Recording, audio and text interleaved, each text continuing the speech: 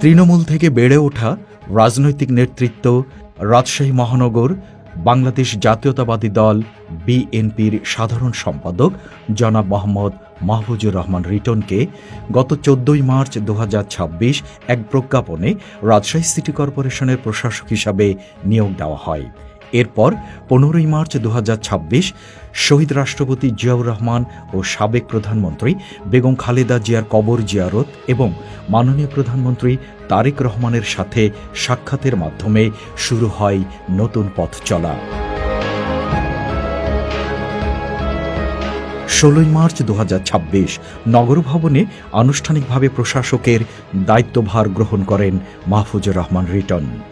দায়িত্ব গ্রহণের পরপরই তিনি নগরের উন্নয়ন ও নাগরিক সেবাকে সর্বোচ্চ অগ্রাধিকার দিয়ে কাজ শুরু করেন।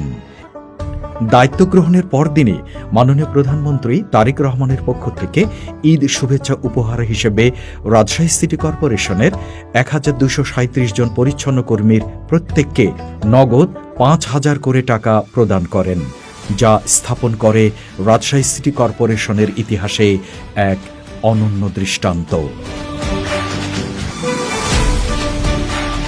নগর ভবনে দাপ্তরিক শৃঙ্খলা ফিরিয়ে আনা, রাজস্ব আদায় বৃদ্ধি ও নাগরিক সেবা জনগণের দোরগোড়ায় পৌঁছে দিতে রাজশাহী সিটি কর্পোরেশনের প্রশাসক গ্রহণ করেন বিভিন্ন উদ্যোগ।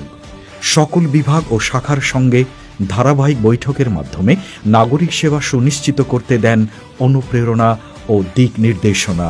স্বল্প সময়ে নগর ভবনে ফিরে এসেছে কর্মচাঞ্চল্য, নাগরিক সেবায় এসেছে গতি। পবিত্র ঈদ উল ফিতর উপলক্ষে ৭ দিনব্যাপী রাজশাহী রেলওয়ে স্টেশনে যাত্রী সেবা প্রদান করা হয়, যা সর্বমহলে ব্যাপকভাবে প্রশংসিত হয়।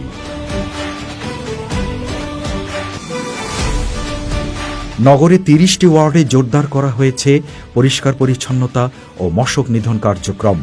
ইতিমধ্যে পরিচালিত হয়েছে ১৫ দিনব্যাপী ফগার স্প্রে ক্র্যাশ প্রোগ্রাম।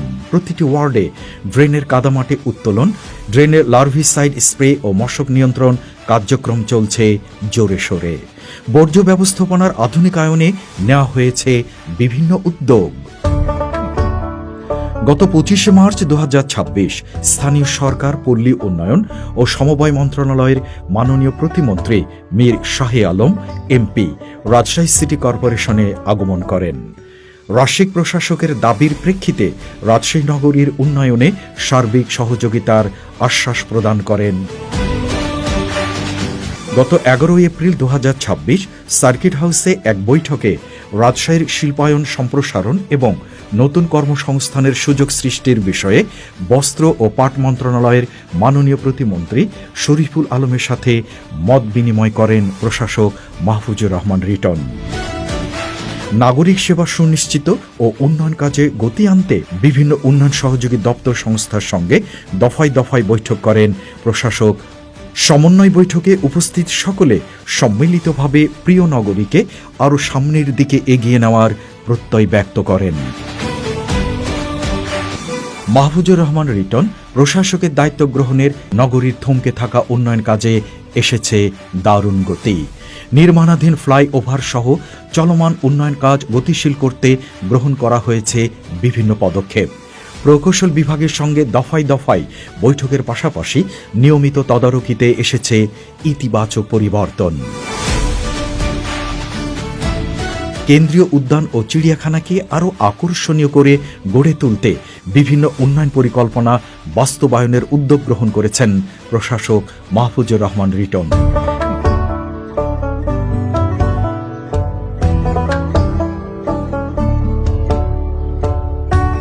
কেন্দ্রীয় উদ্যানের অভ্যন্তরে সংযোজন করা হবে watch tower, children play zone, event tent ও ঝুলন্ত ব্রিজ।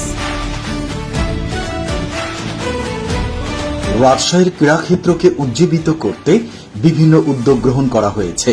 হাইটেক পার্ক সংলগ্ন মাঠকে মিনি স্টেডিয়াম হিসেবে গড়ে তোলা এবং প্রধান ফটক ও গ্যালারি তৈরি করা হবে।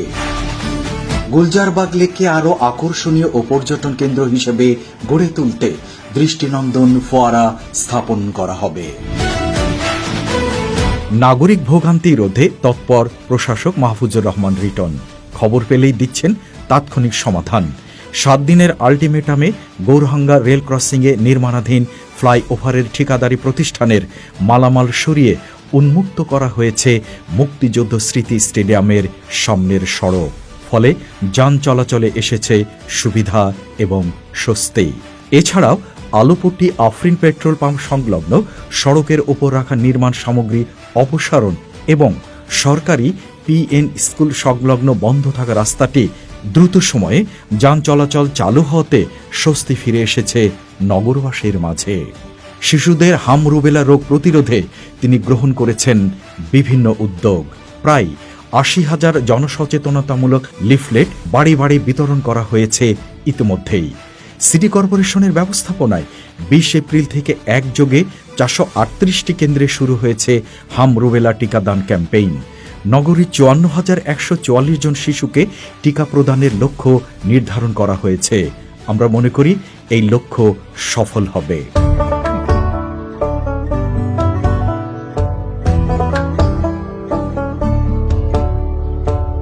সবুজায়ন ও সৌন্দর্য বৃদ্ধিতে নগর জুড়ে বৃক্ষরোপণ কর্মসূচি হাতে নেওয়া হয়েছে। নিয়মিত পরিচর্যায় আরও সবুজ নগরী হয়ে উঠবে আমাদের এই প্রিয় রাজশাহী নগরী।